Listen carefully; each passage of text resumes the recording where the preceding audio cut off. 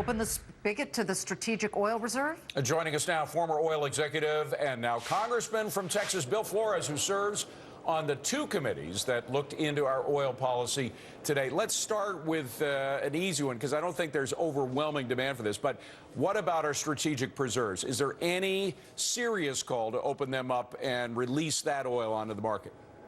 Well, David and Liz, I say that we should not do that. We have ample reserves in this country. If we would just remove the restrictions that have kept us from drilling our own reserves, that we have an abundance here in the United States. From this perspective, if we don't have energy security, it's a national security issue, because we won't have a strong economy, and a strong economy is necessary for a robust military. Would you say, Congressman, that we've had energy security over the past, well, let's take it back to the Arab oil shock in the late 70s. It's really been status quo. We've always depended a lot on the Middle East, although now Canada, Mexico, Russia have filled some of the void. But, you know, it's always been this way, hasn't it? I mean, can you really say that right now is a worse time? Well, what I'm worried about now is that if you look at, we've been in an energy insecure situation for quite a while. I have to agree with what you're saying. But what makes things different this time is we have a higher percentage of imported oil than we've had at any time in recent history. And we don't have to do that. I mean, if you look at what's happened to our own oil production because of the moratoria that the administration declared back in the summer, that has exacerbated what was already a precarious situation, and it was uncalled for to do that. Well, it's not only the drilling for oil, it's restrictions on coal in West Virginia. You have entire $100 million projects being stopped cold as a result of what the EPA is doing. And of course, the issue with fracking and natural gas, there are some real concerns about whether it would bleed into the water supply. But nevertheless, we have huge gas reserves, and a lot of oil experts and energy experts say if we release what we have in coal, gas, and oil, we could be 100% self-sufficient in 10 years. Do you agree? I don't know if we can be 100% self-sufficient, but let me put it this way. We could be in a situation where our energy security picture is much, much better than it is now.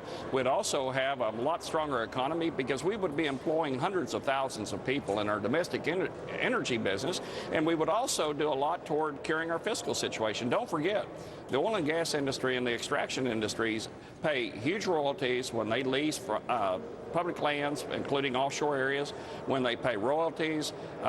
Those are important parts of our energy, of our fiscal security. Congressman, you know, the president has put together a presidential jobs council, and among the people who are on it, Paul Otellini of Intel, Jeff Immelt of General Electric. And when they come up with ideas, they're also trying to come up with domestic plans that would create jobs that are sustainable. Do you often think about battery technology, green technology, solar technology, wind, all of those things that perhaps take us off, if you went to electric vehicles, et cetera, take us off fossil fuels, or at least crude oil? Well, I think those are all important initiatives that need to be pursued.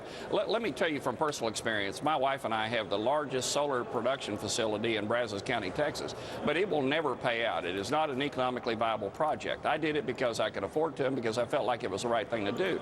But the technology is not there to provide the energy security that we need as a country, and instead what we're doing is we're locking up our own domestic energy resources just to try to fulfill an ideological agenda.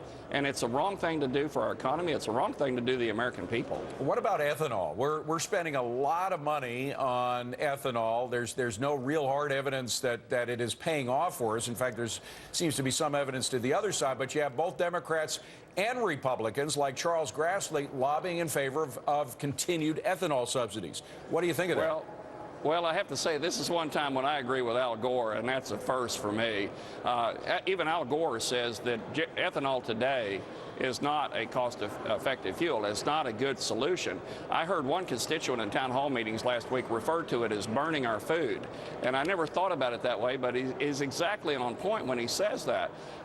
I think there are going to be alternative fuels like ethanol and biofuels that will come down the road, but we need to use alternative sources. We need to let the technology get further developed, and then we can begin to build toward that. In the meantime, we ought to be looking at heavy use of natural gas as a bridge fuel in fleet vehicles, and we've got abundant natural gas, but instead we're locking up more and more public lands through either calling them wildlands designations, which is not called for in the current legislation, or by just unilaterally declaring our offshore areas off for production, declaring ANWR off for exploration, and declaring our public lands off.